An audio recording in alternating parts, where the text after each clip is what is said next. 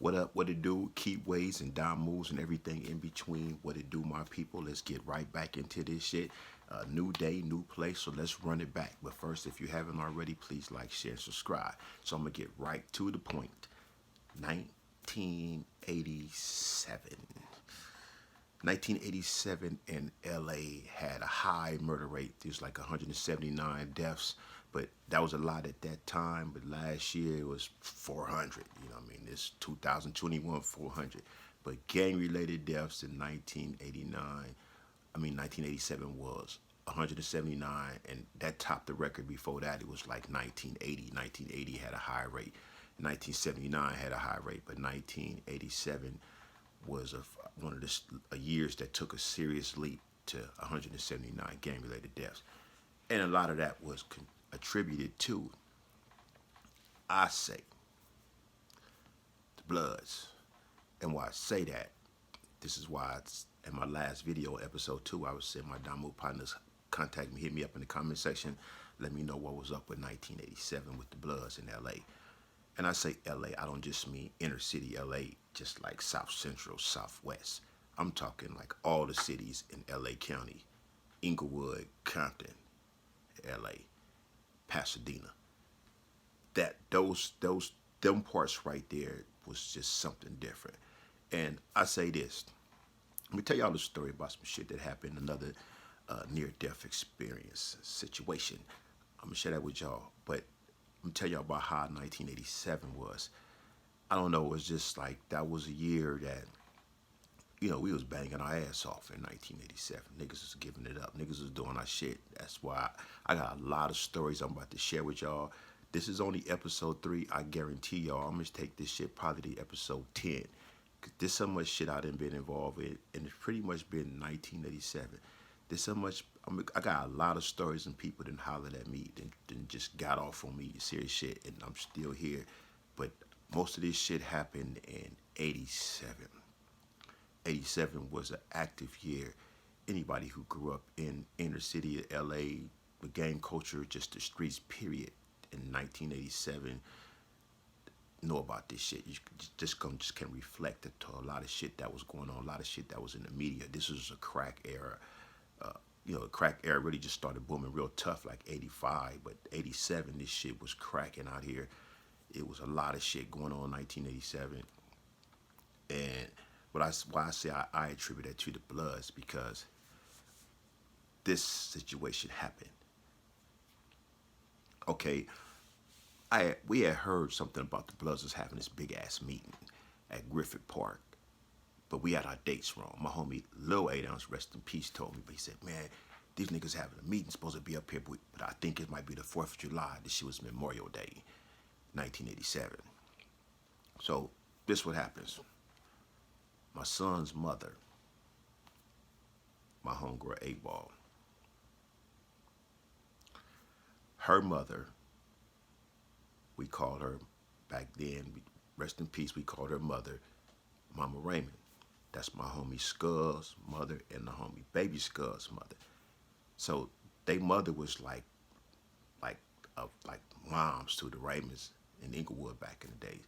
So one day they had a little barbecue. They was having a barbecue, a function up at the park. Now I'm gonna say this real quick, sidebar. Just stop for a minute. Y'all notice I didn't say picnic, right? I said barbecue or function. I don't use that word picnic because I know where it come from. And like y'all need to think about that shit when y'all be saying picnic all the motherfucking time. Do your research, do your history. Study your history, do your research. Understand where that shit come from. You never hear me say picnic. Again, I just always say function of barbecue. So I'm not gonna give you a black history lesson right now. I'm gonna continue with this near-death experience. So where we at? Griffith Park. Memorial Day, 1987. 7 Raymonds. We in a primed up 63 Chevy that we had. It was a bucket, the bullshit tags, back in the days you called us gang members doing this shit. We riding raggedy ass cars like that. That was just the way we came up. We didn't have what like niggas got these days, these fly ass whips and shit. All this shit these niggas got, what they getting down the chain, the younger generations doing, they super advanced. We was beginning stages. We was raggedy priming up 63 on motherfucking dummies interior fucked up. The ignition don't really lock. Got to stick a screwdriver and open the trunk up type shit. Tags expired. We like 7 deep in this motherfucker with the bench seat in the front. So it's like 3 in the front and 4 in the back. What we doing? We going to Griffith Park because the homegirls and them is having a little barbecue at Griffith Park. Now, coincidentally, this barbecue happens to be the same day the Bloods in LA is having a UBN meeting. Oh man, I ain't never seen so many Bloods in my life. I seen a lot of them in prison when I was in prison. You know, we had colors. We could wear blue rags and they had red rags, and you know, so that was common. You see the yard, these niggas flamed up on the yard. Red everything, and then you see the same with the Crips. Niggas blew everything. Just how it was at one time, but these niggas was so motherfucking deep. It looked like I was driving through hell. We was coming up in this motherfucker. I'm in the middle. Little 8-ounce driving. And my homie Kel Dog, rest in peace. It's crazy. I was in the front seat with 2 homies that's resting right now. That's some scary shit. Sometimes you think about shit like that. Like, damn, I was with both of them and they gone now. But like, shit, I mean, that's gang banging for you though. You know, you gonna always be like that around. A lot of people that's been gang banging a long time can always gonna be able to tell you a story, and they're gonna mention some people name who they was with, and they'll be like, rest in peace, rest in peace, rest in peace, rest in peace. That's our life. Niggas from every hood do that. That's so much shit that's just one thing that we have all in common. So many things that we all have in common as gang members. You be talking to a gang member and you're gonna always, oh, the homie whoop-de-whoop, rest in peace, the homie whoop-de-whoop, rest in peace, whoop-de-whoop, rest in peace. I mean, man, look at these experiences I'm sharing with y'all. I mean, I'm still here, you know what I mean? I think I just was saved for a reason. I mean, I'm here to deliver these type of messages to the people out there and make content on YouTube like the shit I'm doing now, and take care of my family and my kids and grandkids. You know what I mean? It's like, I don't know, all of us that's still here, man, make the best of this shit. And once again, get out these little niggas' way. So, we going up in Griffith Park to this function. I'm in the middle. So as we climbing the hill in Griffith Park, we just seeing packs of these niggas. These blood niggas was everywhere in this motherfucker. I mean, everywhere. You see like packs, I mean like 10 in the pack. 5, 6 over here. 3, 4 up there with some bras. Niggas over here with some bras. Niggas just walking through the park, drinking, smoking joints and shit, because we were smoking joints, not blunts back then. Smoking, they just belling through the park in Griffith Park. If you know, coming in, that was like Los Feliz. And we just constantly going up in this park. And we like, look at these niggas. So, of course, somebody spotted the blue hat. First of all, as gang members, we always spot certain kind of cars. We spotted the primered Chevy. So niggas like, who is these niggas in this Chevy right here? Niggas spotted us, and they just like, start giving it up on us. We was just like, niggas didn't even hit it. I can't really lie.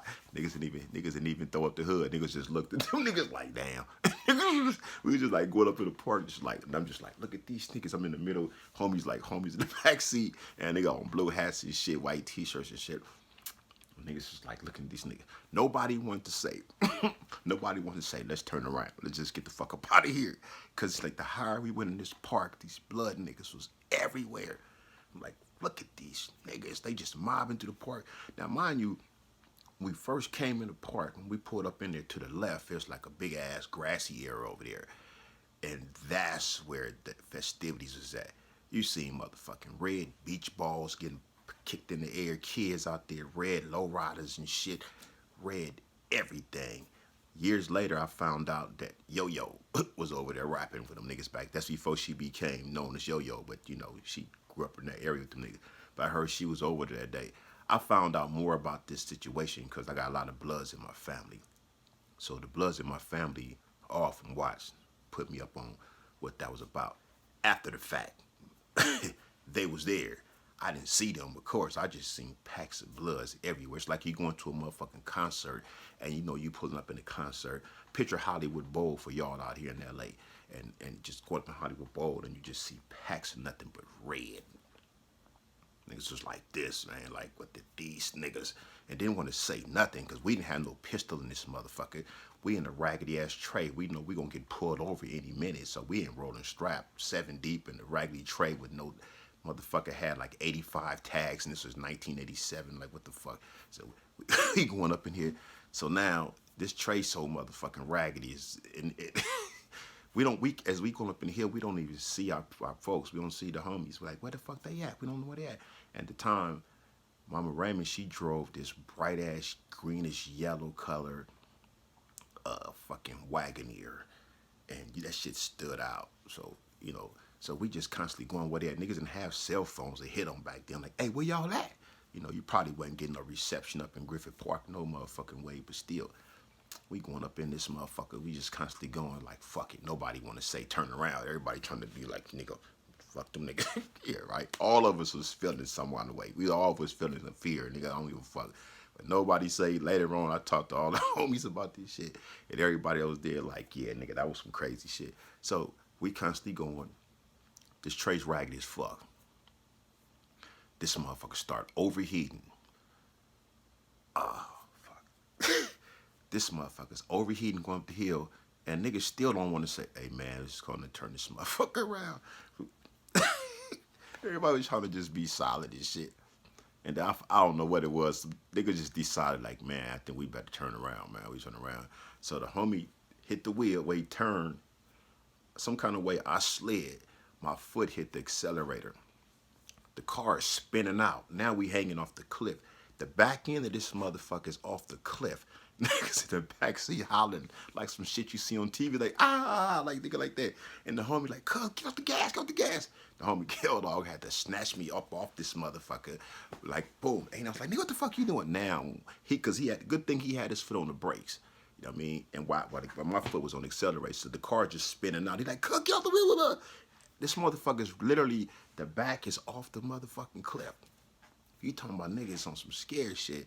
So the homie finally get this motherfucker, I get my foot off there. Like, nigga, what the fuck you doing, cuz? What the fuck? I'm like, oh, I didn't know. nigga, I didn't know, nigga. My foot just slid over there like that, right? So now, this motherfucker's overheating. We just finna dip on back up out this motherfucker. What happens now? The fucking brakes go out. So here it is. He got to keep pumping these motherfucking brakes about 6, 7 times just to try to get the slow down. It wasn't coming to a complete stop. Just to slow it down, he just pumping this motherfucking tray. He like poof, poof, poof, and this motherfucker just to get the slow down just a little bit. But that wasn't helping. Good thing we didn't run across no cars in front of us. We just coming up out of Griffith Park. Now we coming back down the hill. These same blood niggas who we done passed up on our way to the top of this motherfucker. We never made it to the complete top, to be sure, first and foremost. We just made it so high. But now we coming back down this motherfucker. These niggas seeing this. These niggas throwing rocks, shit at us and shit. Throwing bottles at the motherfucking car. Get them blood. And the motherfucking car just, we just in this motherfucker like crazy. Just, the homie was driving this motherfucker. I swear, good thing nobody was in front of us. No other cars. We didn't hit shit. We just flew up out of Griffith Park, down that shit, Los Feliz, and just ended up, ran through the motherfucking light. No, just so happened with no cars coming, they would have smacked our shit. You know what I'm saying? We've been like 7 Raymond niggas got fucked off on the cliff in Griffith Park, so motherfucking weird. We done came down this motherfucking hill, went all the way down, and coast, I think that was on Rimpaw. I don't know if that was Wilshire. I don't know what the fuck street was. It's a 7-Eleven right there. And we pulled up in the 7-Eleven, and it was like a little down from the park. So them niggas was still in the park. So now we at the 7-Eleven. Now niggas get out the car and exhale. Like, nigga, you see them niggas? Them niggas was in that motherfucker, like thousands of them niggas. I ain't never seen that many of them niggas. And then here comes some niggas pull up in a car. Oh, these niggas pull up. We don't know who these niggas is. Some niggas pull up, they see us, we inside the 7-Eleven, nigga getting some brake fluid and shit. And nigga like, oh, just, like, nigga, just tripping off the situation. I don't know who these niggas was. These niggas pull up next to the tray, and these niggas is on some shit like, they got their trunk popped. And you pop a trunk, you can set a little space in between. These niggas jacking off the cages and shit. And we inside the 7-Eleven, we like, nigga, it's just all bad for the Raymonds today. And you know what I mean? The big homie Kill Dog was a loc. That nigga didn't give a fuck. Big Dog just pushed out there like nigga was having it. And then so when he walked out, we got to follow this, the big homie. I was there, we walk out. And these just so happened that these niggas was looking for some blood niggas. The blood niggas did something to them too. So they first thought we was some blood niggas. So when the homie went out and they saw the blue hat at the time, and back then niggas wore belt buckles with your initials, and the homie belt buckle had RAC on it. And it's like, man, that was crazy. And they was just like, all right, we thought y'all was some other niggas. We like, nah. So they was looking for the blood niggas. But that was 1987. That's just one story for 1987. I'm finna turn it up in 1987 because a lot of shit happened gang banging wise in 1987. And if you was out there in the streets of LA gang banging, not just nigga on the porch claiming the hood, but you was really out there gang banging, you know the shit I'm talking about is real. Stay tuned.